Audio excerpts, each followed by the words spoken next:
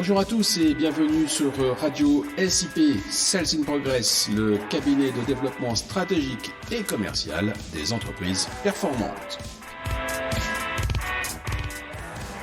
Salut Marc, t'es où là? Tu fais quoi? C'est la reprise des affaires après la trêve estivale.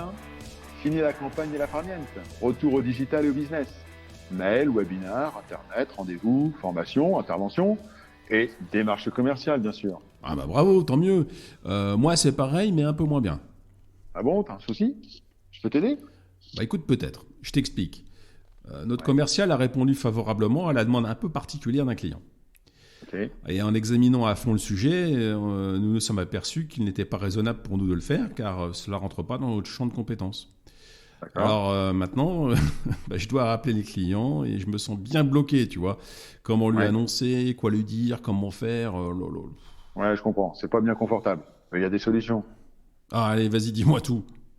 La première solution, c'est de prendre les mesures pour que cela n'arrête plus.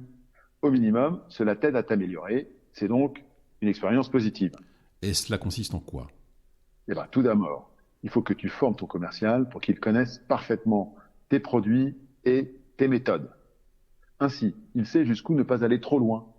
Après, il faut penser à lui faire une piqûre de rappel tous les ans. C'est un peu comme les vaccins, l'effet s'estompe avec le temps. D'accord, et ensuite? Ensuite, il faut que ta procédure de décision et de validation soit plus rapide, plus précise et plus claire. Bref, il faut faciliter et fluidifier la communication et la prise de décision. C'est devenu le nerf de la guerre. Les bonnes procédures apportent de la réactivité pour le client, une image de qualité pour ton entreprise et de la sérénité pour tous.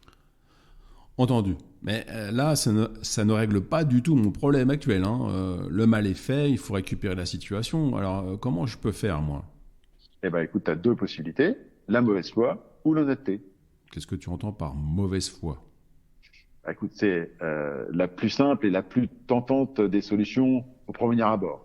Tu charges le commercial en évoquant sa jeunesse ou bien la nouveauté du produit et tu fais croire que c'est une erreur ponctuelle.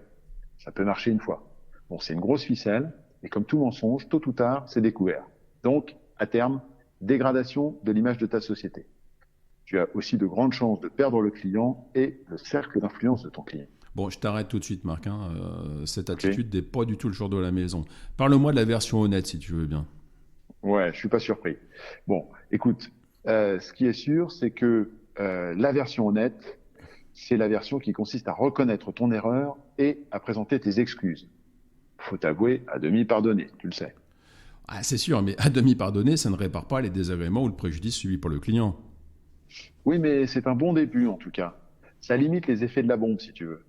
À partir de là, tu peux tenter de renégocier les objectifs pour qu'ils entrent dans ton champ de compétences et apportent une partie du service attendu par le client. Et si vraiment il ne veut pas renégocier? S'il ne veut pas renégocier, tu n'as qu'une possibilité, trouver une solution équivalente chez l'un de tes confrères et guider ton client pour que le passage de témoin se fasse le plus rapidement et le plus efficacement possible. C'est une manière de limiter les dégâts et de montrer concrètement ton implication dans la satisfaction client. Bon, enfin, Marc, tu ne penses pas livrer le client à la concurrence? Mais c'est n'importe quoi. Si. Mais si. C'est ça, de toute manière, où il le fait lui-même, avec les compliments de la maison, bien évidemment. Donc, trouve-toi un confrère correct, avec des principes et une vraie valeur ajoutée. Ton client te sera finalement gré de ne pas l'avoir abandonné. Bon, admettons, mais est-ce que tu peux m'aider sur le coup, là? Bien sûr. Sales in Progress est le spécialiste de la relation commerciale et de la négociation ou bien de la renégociation. Donc, prenons rendez-vous tout de suite. Je te rappelle mon numéro de téléphone. C'est le 06 34 22 31 71.